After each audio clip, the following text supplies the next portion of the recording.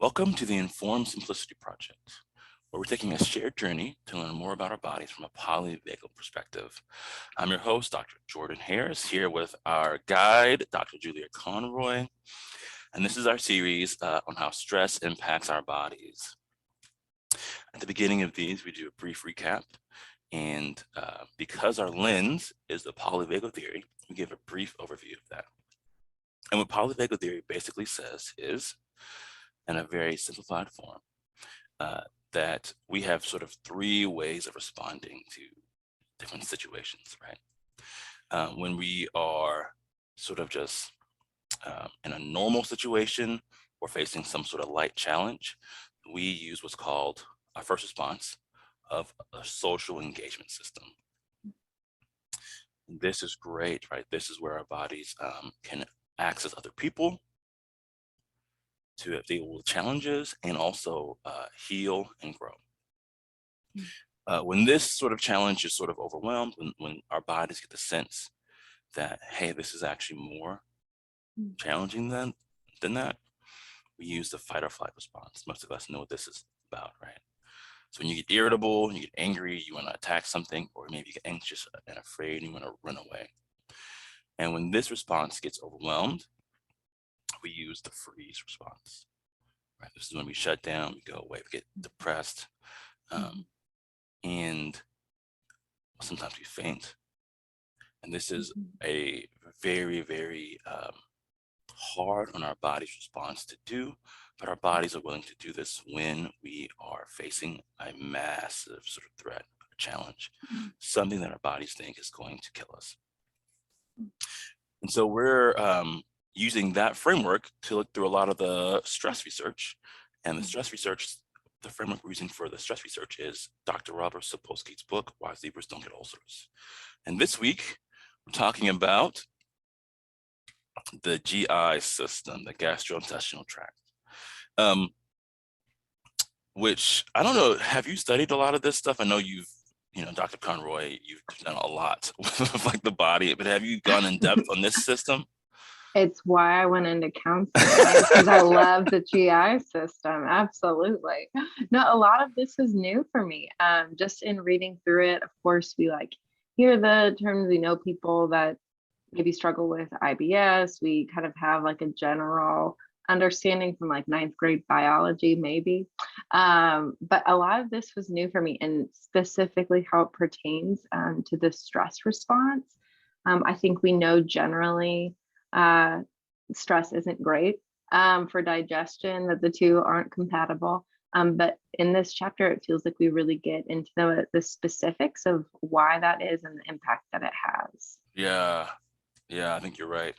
So I'm going to break this down and you can sort of jump in here, because first off, I didn't even know what that meant, right? Like the GI tract, like what is that? And basically, it's the pathway from your mouth all the way to the other end, right? Like it's your esophagus, it's your stomach, it's your small intestines and your large intestines, right? So it's like basically, the path that food takes in and out of you. Right. Yes. And you mentioned something last week that I don't think I've fully gotten until I read this week's chapter, because we're talking about metabolism and how much, and you mentioned that for our bodies to break down food and store it takes a lot of energy. Yeah. And when we got into this chapter, Sapolsky talks about how after food enters the stomach, your stomach does so much to break down food, right? Your stomach not only has these digestive enzymes that break down food, but it also, shoots food around inside of you, right? Like one side contracts to, basically push food to the other side. So it's also moving food around in order to break it down. And then it moves into your small intestines, which contracts constantly to push it through. And then it goes into your large intestines and and it's just like, there's a lot of mechanical movement that happens. Yeah. And he ends up saying 10 to 20% of your body's energy is just food digestion. I was like, what in the world? Yeah. Well, when you think about it, right, it's just outrageous, all that goes into it. And the science that goes into, okay, like I had oatmeal for breakfast this morning. That oatmeal, my body somehow knows how to take in, right? And take in through my body and then convert it into energy, right? Even if we think about the ways that we try to do that through electricity, through wind energy, like all these things, that's incredibly complex, right? And just because our bodies are doing it day in and day out, I think it's easy to miss the beauty of that, of the incredible feat that our bodies do multiple times a day to take what we're eating, break it down in a way, dissolve it in a way to preserve some energy, right? And also eliminate the waste that it has. It's incredible. It's an incredible process. I think for me, to add to your point, it's also crazy because I don't feel like it's happening, right? Like when I eat a bowl of oatmeal, I don't feel like my stomach is shooting around in different directions. Yeah. Like it's being very active. Mm-hmm. And so I was like, yeah, there's this wondrous machine working right under the surface that I don't even know about, you know? And Right. so, yeah, it's kind of And crazy. just like you said, because it ties in um, from the moment food enters our body to the moment it leaves it, that's a lot of systems, Yeah. right? That's a lot of work that has to be put in, which means it's an incredibly complex, finely tuned system. So when there's stress, there's a lot of opportunities, right, for that system to be interrupted, Yes. and for that system to experience some sort of malfunction. And because of that, understanding that the complexity of it, like Sapolsky lays out for us, kind of helps us appreciate the impact that stress has. Yeah. And, you know, one of the first complexities that he sort of addresses is this fact that when you're stressed, your body Mhm, shuts down digestion, mhm, diverts energy to other parts of you. mhm. And so a part of that process is hunger also stops. You don't get hungry, but sometimes you do. And so Yeah, it's like, yeah, what? yeah. Yeah. Absolutely. It's like a confusing process. And I think I always thought it was like, oh no, I'm like one of the ones that does eat when I'm stressed. I thought it was like a personality, trait that you were like lumped into, but he gets a lot more detailed in there to kind of help us understand the difference in those responses so that we can kind of make sense of what our body's doing there. Yeah. So this kind of goes back to, his focus less on the vagus nerve and more on hormones, right? And basically what he says is when you are stressed, one of the first hormones that your body releases is this hormone called CHR. Mhm. I'm sorry, CRH. RH, yeah. And what that does is it suppresses appetite. It makes you not Mhm, hungry. mhm, Um, and then a few minutes later, a few hours later, your body begins to release glucocorticoids, right? His favorite mhm. sort of, Sapolsky's favorite sort of thing, right? The thing he's obsessed Yeah. with is glucocorticoids. And Mhm, these actually make you hungry. mhm, And so what you see is in prolonged stressors, when glucocorticoids are released, that's when we begin to stress eat. And it's really sort of nuanced because the glucocorticoids also take a long time to clear out of your bloodstream, mhm, whereas the CRH hormones, they are they clear out of your bloodstream relatively mhm, quickly, right? mhm, So the acute stressors come in, you secrete the CRH, your body stops getting hungry, and then when your body's done with that hormone, it clears it out. mhm. Yeah, absolutely. And so I think just like a practical application of this is like I really see the CRH or CRH, yes, okay, as this first line of defense that our body has for stress. So it's what's initially released out into the bloodstream. So um, even this morning, we were like moving some stuff around on the counter, and a bowl starts to like slide off, and my husband reaches out and grabs it. probably some CRH like pumped into the bloodstream, right? A little bit of stress to keep us from having to clean up a mess, which I'm thankful for. But the body's like, all right, the stress is over. No need for glucocorticoids here. We're great, right? As opposed to if I have an exam later that day that I'm nervous in leading up to, I'm nervous during the exam, I'm thinking about all the things that could go wrong after I take it if I don't pass. That's that sustained level of stress. The body says, oh, we need backup here. The CRH isn't going to cut it. Let's release the glucocorticoids because we need a sustained stress response here. And so it's kind of this cascading effect. If there's a sustained need for energy and mobilization, here come the glucocorticoids to kind of keep that energy level up, right? Which, exactly what you said, Dr. Harris, the CRH suppresses appetite, which makes sense when things are immediately stressful in the moment. I'm not like dying for something to eat. I'm focused. I'm trying to get things done. I'm trying to knock them out. But if that stress is sustained over time, that's when those glucocorticoids kick in. That's when they stay in the bloodstream for hours at a time to sustain that level of mobilization. That's where the hunger sets in. Yeah. And the crazy thing is not only do the glucocorticoids increase appetite, right? Stimulate appetite, but they also tend to make you want starchy, sugary, and like fatty foods. Right? So it's true. I'm not like craving a head of broccoli. Right. Which I don't know if you're like me, but it's like when you were, doing comps, you had some big tests. The thing I wanted was like pretzels, right? Or like Skittles or like Cheez-Its. I didn't want like Teddy Grahams. Teddy Grahams were like the best. You could just munch on those for hours. Amazing. Yeah. It's true. It's true. I think everyone identifies this. I'm not exactly reaching for my vegetable drawer. Whenever stress is setting in, we crave really specific things. And Zapolsky hints at why that is, right? Is because it's these things packed with sugar that can get our body glucose, that can kind of produce this immediate energy result, as opposed to maybe the things that tend to be better nutrition for our bodies. Yeah.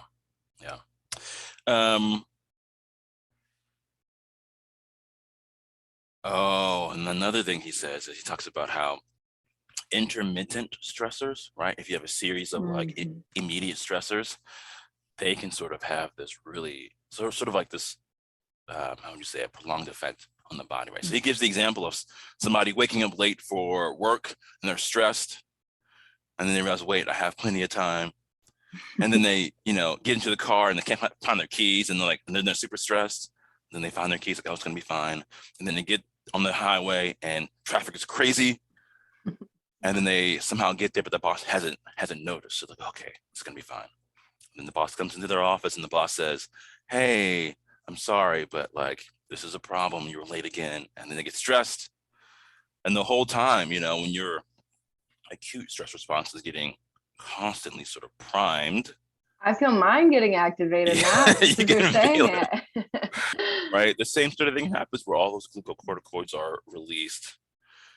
And then you want those starchy, fatty, sugary foods. Mm-hmm. Exactly. And the point he makes there is, okay, it's not necessarily like nonstop stress, right? The intermittent aspect that he describes is basically saying, okay, the blood in the bloodstream, we find that CRH in those moments, but also it demands that release of glucocorticoids. By the time the next stressor comes, they haven't even left the system. And so the body has a consistent stress response, even though those stressors are intermittent. Yeah, absolutely. And then, we get to, I think, what for some people is like the worst part of this, right? It's like the most unsettling part. Because these glucocorticoids, they also change where you store fat in your body. I can see your face. And so what Sapolsky talks about here is the idea of apples and pears, right? And basically what happens is glucocorticoids disproportionately tell the fat in your viscera around your stomach and your gut, that's where you need to store the fat. And so what we often see when they do these studies is people who are more stress eaters, return to food in moments of like distress. Because of the impacts of glucocorticoids, they tend to have more belly fat. Which I was like, oh my gosh, that's the fact that your body is that specific, right? That these hormones are saying, hey, this is where you need to keep it. I thought it's just such an intricate design. Like, it's very intentional, right? Whereas people who, they eat and they're maybe a little overweight, but they're not doing it because of stress, and glucocorticoids aren't necessarily being dumped into their system, they're going to keep it more around their hips. And I don't know, like, the fact that our bodies are that, I don't know what the word is, fine-tuned or whatever, it just kind of blows my mind. Yeah, absolutely. And it doesn't feel good. It's like, great, now I know that. You're helping me identify my apple-shaped body. But this is really what we're doing in this whole series, is appreciating, right, the nuances that our bodies have to get us what they need and to keep us safe, right? And our body's storing the fat there is because it's like, okay, this is the most efficient way to store it and to where you might need it, and I want to do what's best for you. And when I look at myself in the mirror, maybe that doesn't feel like I want to honor that function that my body has. But I think really understanding that helps us understand what our bodies are trying to do, the ways that they're trying to equip us, and that we can honor that function, though we've been told not to by culture and every magazine and every like form of media there is. That really is a function to be honored as our body tries to equip us for what we need. Yeah, I love that, right? I mean, because part of what happens is that's the area around your stomach, what he calls the viscera, like that's the most responsive to these glucocorticoids. So your body's essentially saying, I'm going to store this energy. That's what fat is. I'm going to store this energy in the place where it's easiest to get it, because I know that you're stressed. And that makes sense to me, right? Like, every night I go through and I put my kids' breakfast out on the counter, so that in the morning it's easy for us all to get, right? Like, that's a way of me trying to take care of my family. And I think it's the same way with our bodies. Let me put this where it's easiest for us to get, so that when we need it, obviously you're stressed, you can have it. The difficult part, right, in that is, again, the stressors we're experiencing now. Our body equips us for those physical stressors where we're going to need to metabolize a lot of energy. And that's kind of the difficulty now. That's why it's so hard to honor that function that our body has, is it's like, no, this is not the way I need to be equipped. And so that can be confusing. Right. But I think really slowing that down, understanding that the body's original intent in that is really important. Just to see that in a different way. I love that example. I think that's perfect. Everyone would say, well, what a good dad you are to be so prepared, to make sure it's easy going in the morning. That's thoughtful, that's intentional, that's caring. It's a lot easier to say that in that example than sometimes it is to our own body. Right. Well, I think you hit on part of the problem, right? Is like our culture kind of says no. Yeah. Sometimes we're getting messages that, like, okay, yeah, you mean putting food on the counter is a bad thing? That's like, that's what your body is designed to keep you safe and protect you, to give you what you need. So yeah, it's actually a good thing. Yeah. And I love how Sapolsky sort of ends this section by talking about Oreos, which, some of my favorite sugary foods. They're so good. Absolutely. But, he talks about, hey, actually, because you get what your body's saying that it needs, Mhm. And because those foods tend to turn off the sympathetic nervous system, like it actually does feel good to eat these things. It works. It works. It actually works. There's a reason that your body keeps doing it. It actually does It make it feel better actually makes in you the feel short better. term. Yeah. Yeah. So, and I, yeah. So yeah, that was just a great part of the book. And so then he moves. Well, let's talk about ulcers. Can we talk about ulcers? Again, why I went into the field of counseling. I love, let's talk ulcers. Yes. Let's talk ulcers. So this is one of my favorite stories, actually. There's like 3 stories that I would tell my children at night if they would listen to these sort of stories. And this is one of them, right? Because I think it shows not just how our bodies work, but also how science works. And it speaks to something that you talked about a lot of times. So basically what Sapolsky says is, it gives us an overview of different ulcers, right?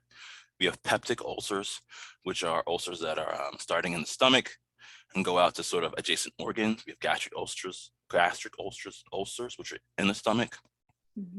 We have esophageal ulcers, which are higher up in the stomach, maybe kind of touching the esophagus. And then we have duodenal ulcers, which are in the intestine and in the low stomach. And these are the most common. And he says, back in the day, right, everyone knew, quote unquote, the ulcers were caused by stress. Everyone knew this. It wasn't a question, it was scientific fact, until 2 researchers came along, one named Robert Warren and Barry Marshall, and they said, maybe not. Maybe there's a bacteria that is causing ulcers. And of course they got laughed out of every medical conference, right? It was so bad that apparently, I think it was Marshall, ingested some of these bacteria to prove to everybody that hey, no, it's actually this bacteria that we have in our stomachs that's causing this. I can't imagine that level of commitment. I can't imagine the level of regret instantly.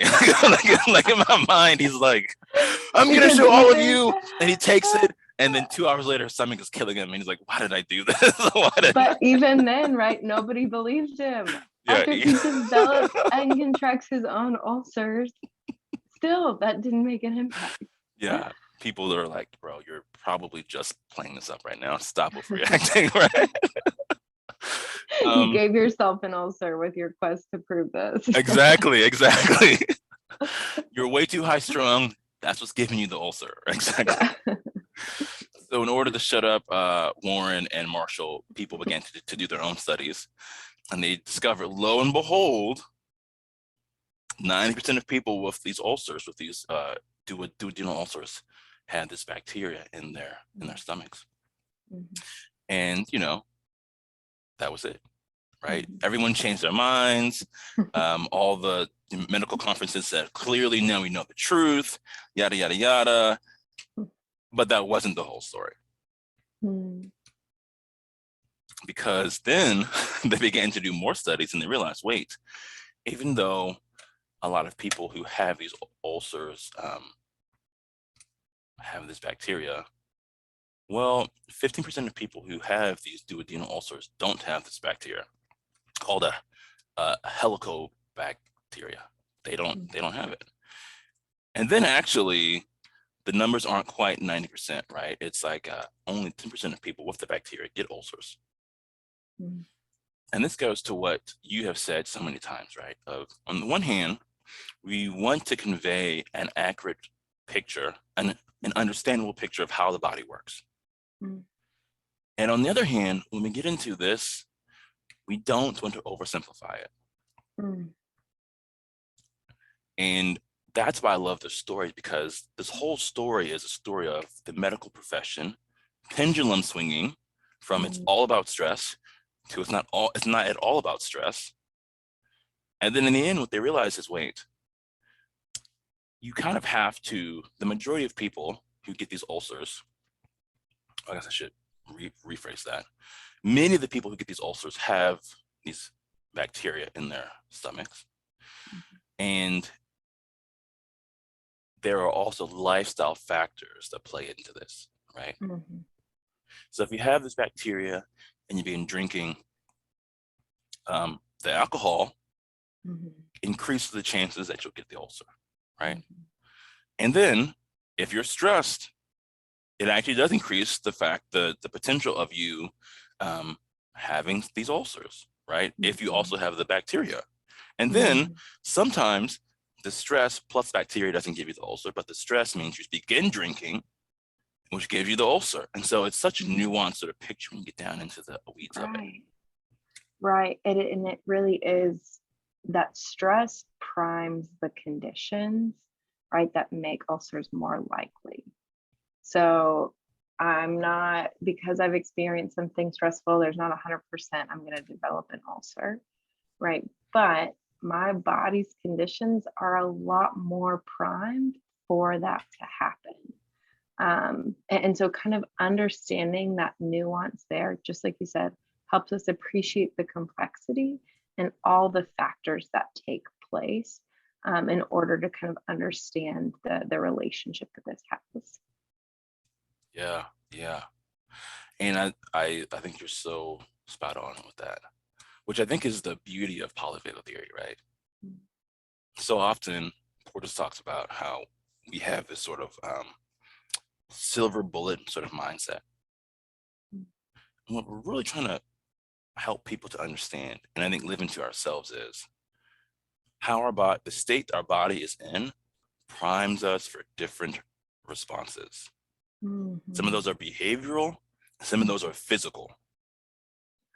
But either way, the state our body is in primes us for different responses. And it's like, oh, okay. Mm-hmm. So let's take a holistic look at this. Mm-hmm. Yeah. Absolutely.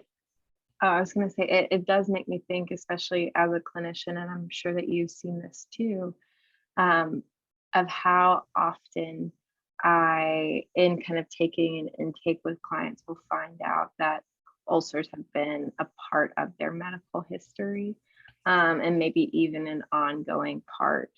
And there is still so much distinction. I think maybe in my frame of reference, it's like, oh, it's common knowledge, right? The link between stress and ulcers, right? And that one can predate the other, one sets the conditions for the other.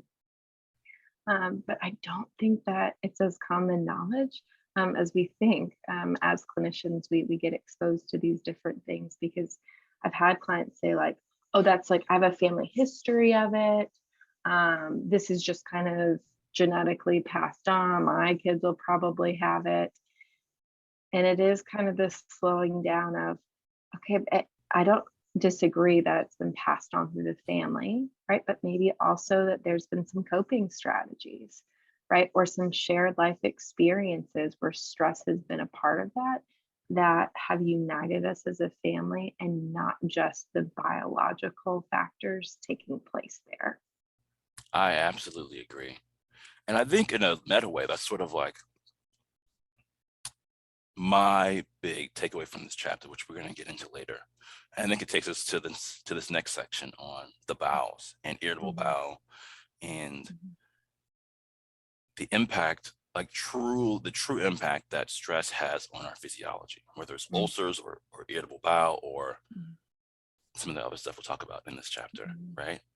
And yeah, this stuff is passed on in families. And I think for people like me and you, while we wouldn't deny that there's a genetic component, Mhm.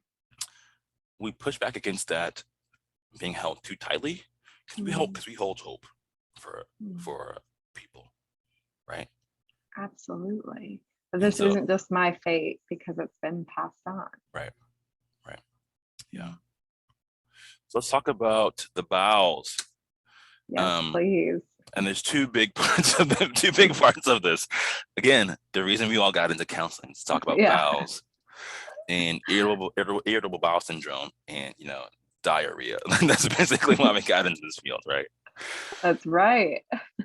But one of the things he talks about, which I had never heard in my grad program, was that how oftentimes when we are in terror, and he uses that word, we will defecate. And that's often like diarrhea. It's not hard stool. And basically what's happening is, because the function of our intestines is to pull water from our stool, right? When we're stressed, our body says, let's get this out. Let's not go through the full process. And so because we're sort of shutting down non-essential stuff, we want this stuff out of here, let's push it on through. So instead of taking the time to pull the water out, it just sort of empties the tank. And for me, this is really interesting, because then when I met with certain trauma populations, especially women who've been sexually assaulted, they had no idea why they had at times like defecated themselves, right?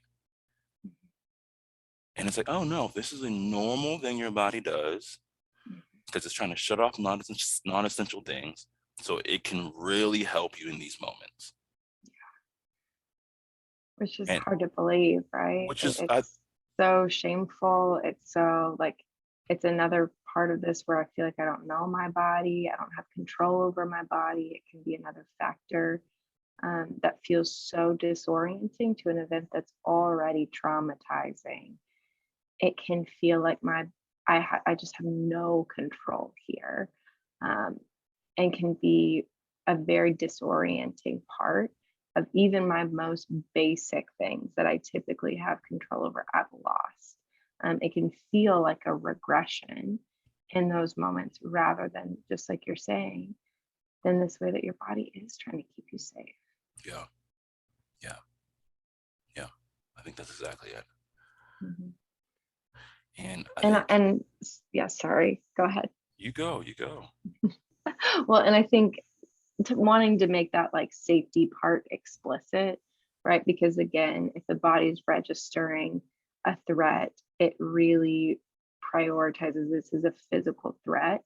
And so the safety kind of link there is, I'm trying to drop this extra weight. This isn't necessary. We're not getting anything out of this. We're going to be so much more efficient and more mobilized if we're able to lose these ounces here. So let's prioritize that. And so that's what we're meaning there when we say safety, is to kind of drop what's not needed immediately, so that we can really prioritize and be more mobile with what is necessary. Exactly. Though, I mean, I think about it like, if you were being attacked and you dropped your book bag or your purse or whatever, right? Your groceries. Yeah. Like, that's a good thing. Your body's saying, get me out of here. I don't need these things right now.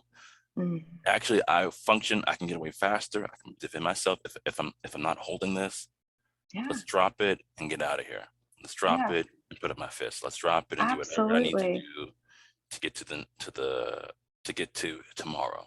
Yeah, if I'm taking out my trash and I get attacked, how crazy would it be for me to be like, I've got to take this trash with me as I run, and I like put it under my arm and like treat it like a baby. It's like, oh, that would be ridiculous, right? And that's the same thing our body's doing here, right? Drop it's not even valuable anymore. Get it out so you can prioritize what is necessary. That's a great example. Yeah.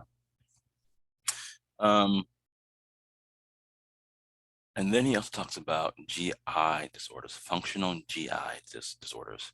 And this is a term I had heard of, but the functional part is something that I'm just learning about, right? And so functional in the medical world is a term that they use basically to say that there's a strong connection between your mental health and your physical health. So you have functional neurological disorders, right? People who have unexplained, maybe dizziness or headaches or something, and they can't find a physical cause for it, but they know that you're actually suffering. So they say it's a functional neurological disorder. Yeah.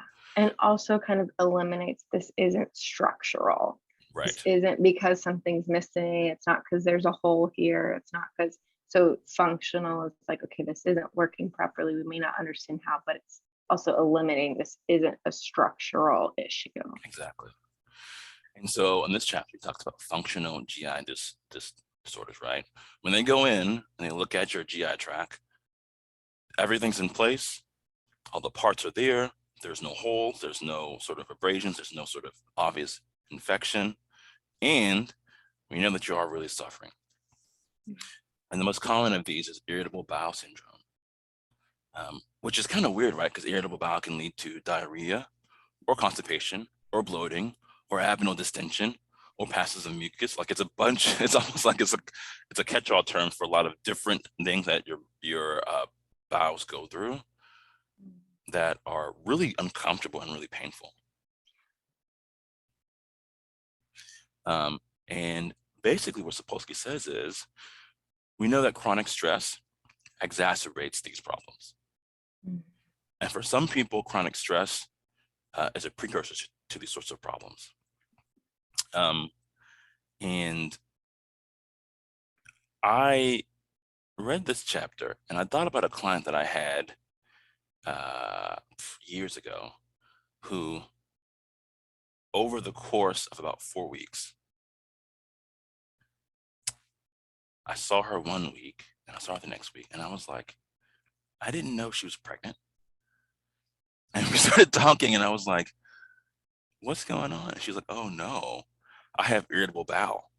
And I swear, I think it was over the course of 4 weeks, her distension in her abdomen, it looked like, and it happened really quickly. Mm-hmm. And so for me, reading through the chapter, I thought back to that client, and I thought, oh, this lady had been through so much trauma. She had moved into a place that was also highly contentious. Mm-hmm. And I don't think that was a coincidence that when she made that move and started seeing me at the same time, that her stomach began to do this thing, right? That her abdomen began to sort of extend in this way, to distend in this way. And I was like, oh, that's an example of what that looks like. Mm-hmm. And I'm sure you've had any number of clients who've come in with irritable bowel syndrome. And, oh, absolutely. You know, it's like, yeah, to me, that was just kind of I don't know, a very obvious example of how stress impacts our bowels.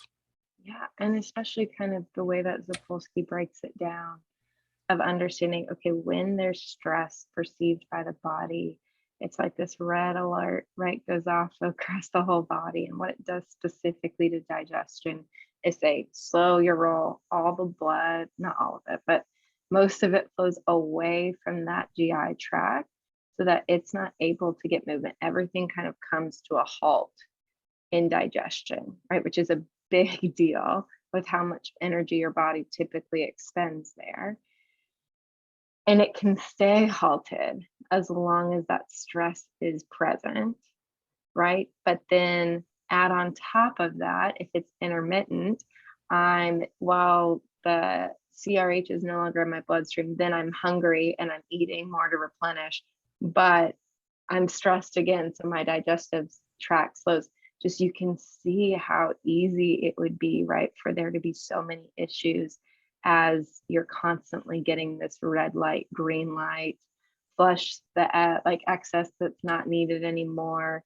And it's really going through a lot in response to that stress. So it makes sense, right, that there's that level of dysfunction in the way that it can process foods, in the way that it can digest, in the ways that it can pick that up again, because it is an incredibly expensive process for your body to go through. And so to start and stop it so frequently is really devastating. Yeah.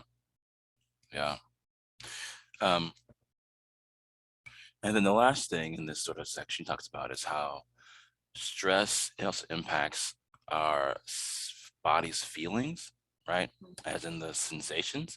And so on the one hand, it blunts cutaneous pain and sensation. So we're not as aware of the things that touch our skin, but then it increases our sense of our internal organs, right? So for me, this is like when I'm outside playing with my kid and I don't know, stub my toe, or scratch my knee, I don't even notice until we're back in the house, right? Mhm. I'm mobilized, I'm running around, my body's stress response is activated, Mhm. but I'm not feeling as intensely like what's going on my skin. Mhm. But that does, at the same time, then like what happens inside my body sometimes I can be hyper aware of. Mhm. Um, and I think this is what Porges talks about when he talks about chronic pain for lots of people, right? And sort of medically unexplained illnesses. Mhm. And so I wanted to ask you, have you talked about this book, Hidden from View? I've heard of it, but I've never read it. It's a really interesting book. Mhm. So it's by Alan Abbas and Howard Schubiner, who are both physicians. Mhm. Howard's done a lot with CBT and medically unexplained illnesses, psychosomatic Mhm. issues. And Alan Abbas, he's a main proponent of a model called ISTDP, Mhm. intensive short-term dynamic psychotherapy. And they wrote a book for physicians called Hidden from View. Mhm. And basically it says, hey, we know that 30 to 40% of people who come into your office have a medically unexplained illness. And for many of them, the way to really help them is to ask about like what's going on emotionally. Mhm. Um, and he's got a whole way of handling and dealing with this. But basically, he says Mhm. a lot of times our bodies store stress, energy, trauma in our viscera and in other Mhm. medically unexplained illnesses. And so Mhm. those illnesses are actually our body's way of handling these things. And so if you really want to help these people, we Mhm. have to help them work through their unresolved issues, right? Help maybe refer them to counseling, or if you've been Mhm. trained in some of this stuff, like maybe you can do it yourself. Um, and the reason I wanted to talk about this book here was twofold. A year ago, I would have been like, that's just baloney. What's all this hogwash? I don't have a headache because I'm stressed. You know, I don't have chronic fatigue because I'm stressed. I don't have irritable bowel because I'm stressed. And I think that there's a lot of wisdom in not jumping to that immediately, right? Taking it with a grain of salt.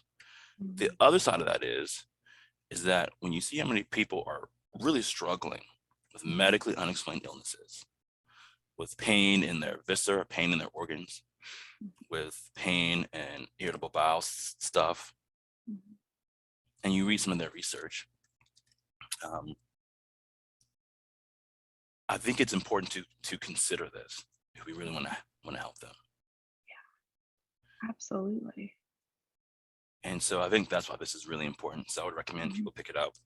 Mhm. And I think you probably do a better job of this than I do, but this has helped me to keep an ear out for when people are talking about, yeah, I just feel really lethargic, I have chronic fatigue, or yeah, I have irritable bowel syndrome, or yeah, I have, ulcers. And it's like, oh, okay.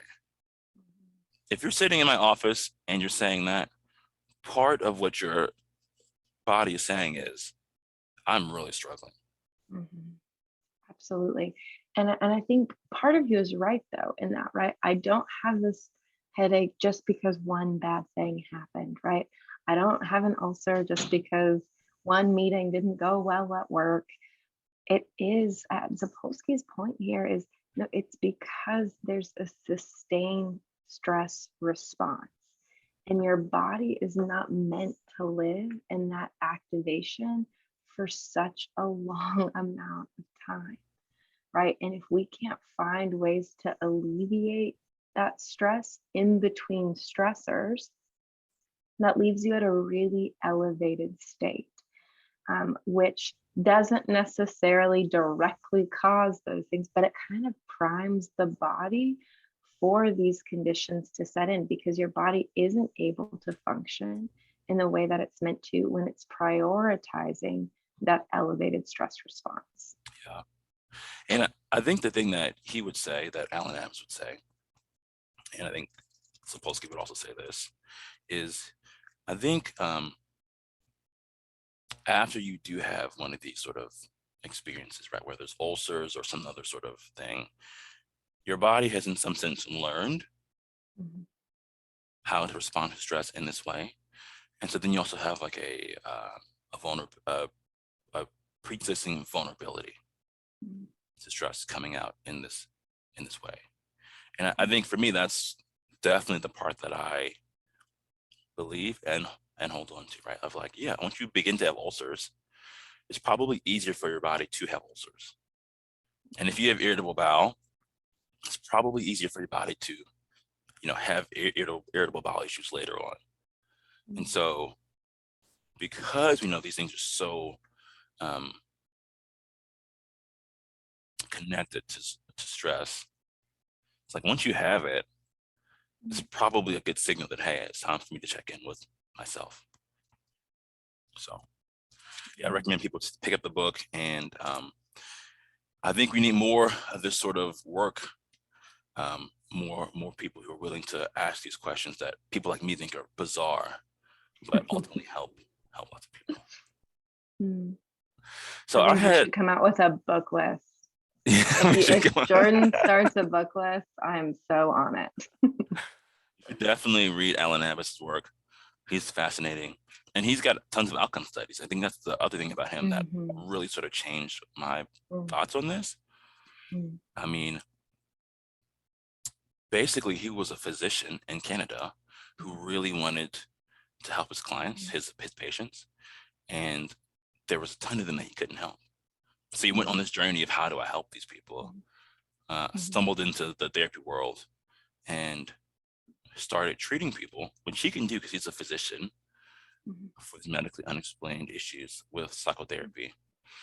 And he publishes his outcomes, right? And he publishes, I was impressed with the detail of his research. He publishes how many of them go off medication, how many of them have reduction in medication, how many of them, their symptoms reduce so that they can go back to work.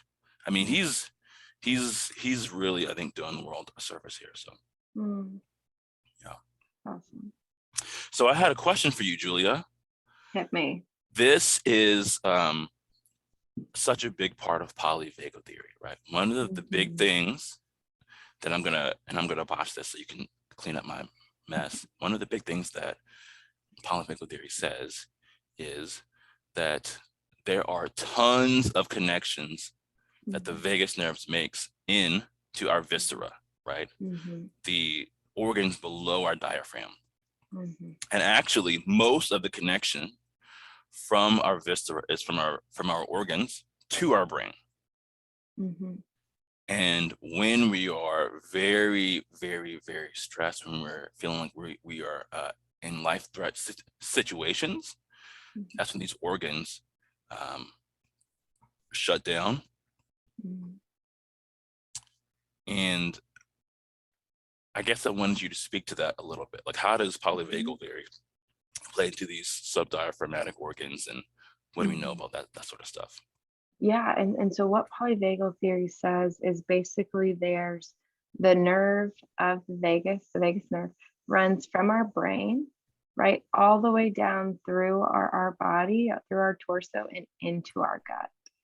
And so all of that is linked by the vagus nerve. It's called the gut-brain axis because it takes a lot of its cues. It's kind of communicating, like the gut will communicate, hey, things are not okay down here, and let the brain know, and vice versa, right? That it's this axis that kind of initially cues the system to shut down because blood is needed elsewhere, because resources are needed elsewhere.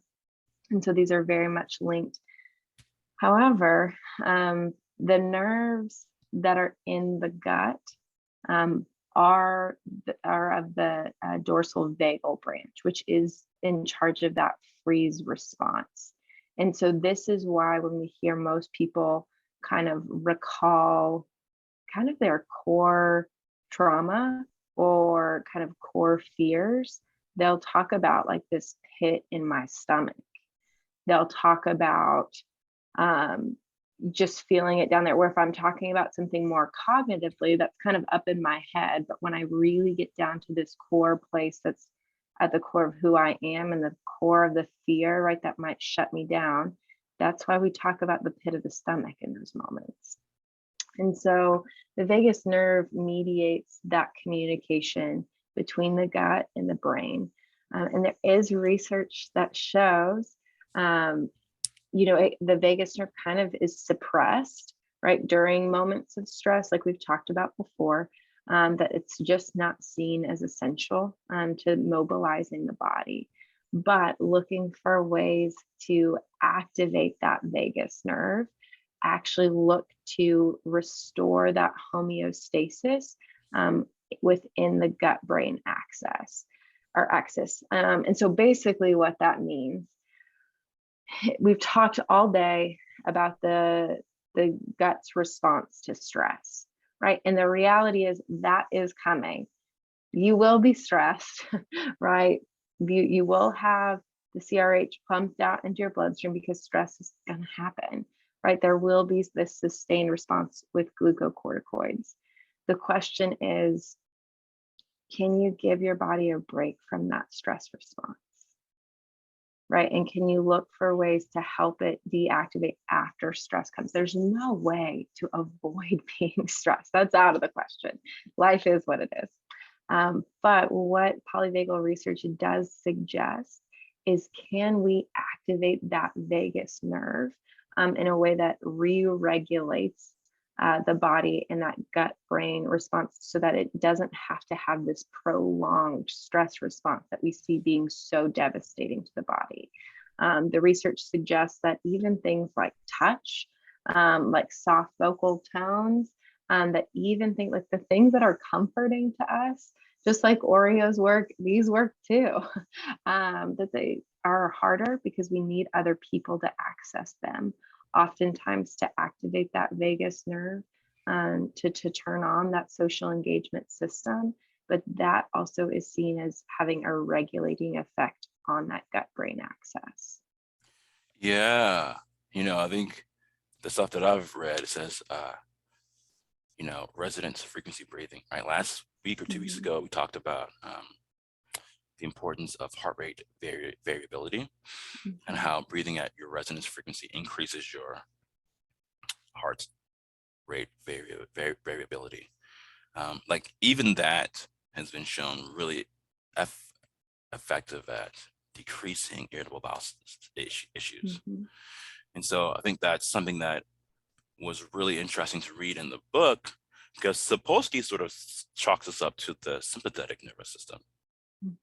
And so sort of what we're saying is, well, the update to this is looking at the dorsal vagal, right? Saying, hey, there's actually a lot that happens here with the parasympathetic nervous system, especially the dorsal vagal branch, right? The freeze branch, that impacts our body's sense of wellness. Yeah. Absolutely. And so if we can look to stimulate that social engagement system that has a regulating effect on the other two, not that we're looking to suppress them, but when they're no longer necessary, I'm able to reach out and kind of get that regulation that's needed. Yeah. All right, Dr. Conroy, what's your takeaway from today? What's sort of your big thought? My gosh, where do I start? I didn't know much about the GI tract before this, so I had a lot of room for growth here. But I think the part that I think was more clear for me today than it has been, though we've been kind of alluding to this at other times, is understanding the connection. There's a reason why some people respond this way and some people don't. Some people experience all types of stress but don't experience an ulcer, right? That it's not just A plus B equals C, but it really is that stress has such a devastating effect on the body over time that it wears away a lot of the protective functions that our body has to keep us safe, or causes us to misuse those protective functions. And so it's not necessarily this like direct cause and effect, but it's because my body's taking such good care of me, and trying to prioritize what's most needed, that it has this effect over time. And I think that that's just a helpful reminder for me to honor the function that my body has instead of feeling like I'm fighting against it. Yeah. I love that. Let's honor the function our bodies have instead of fighting against it. Yeah, I think that's beautiful. I think for me, the big takeaway is how to think about some of these psychosomatic issues, some of these issues of medically unexplained issues, some of these stress induced or stress caused or stress Mhm. exacerbated sort of illnesses, right? Mhm. And I think Sapolsky does a good job here in this chapter of talking about that, right? He says, okay, so it's actually a bad question to ask, like, does stress cause this disease? And better questions are, does stress make this disease worse? Mhm. You know, Mhm. do patterns of symptoms and stress sort of fluctuate in parallel over time? Mhm. Is there a subset of people who have all of these things, and we know that for them, this is caused by stress? Mhm. And I think for me, these questions were very organizing because, like I've said before, a year ago, I would have been like, that's just baloney. And I think a more enlightened way to think is to ask some of these questions of, okay, in what ways Mhm. does this really impact us? Mhm. Because that allows us to help more people, the people who come into our Mhm. offices and are really struggling. So, Mhm. all right, Dr. Conroy, I'll see you next week. All right, sounds good. Thanks for having me.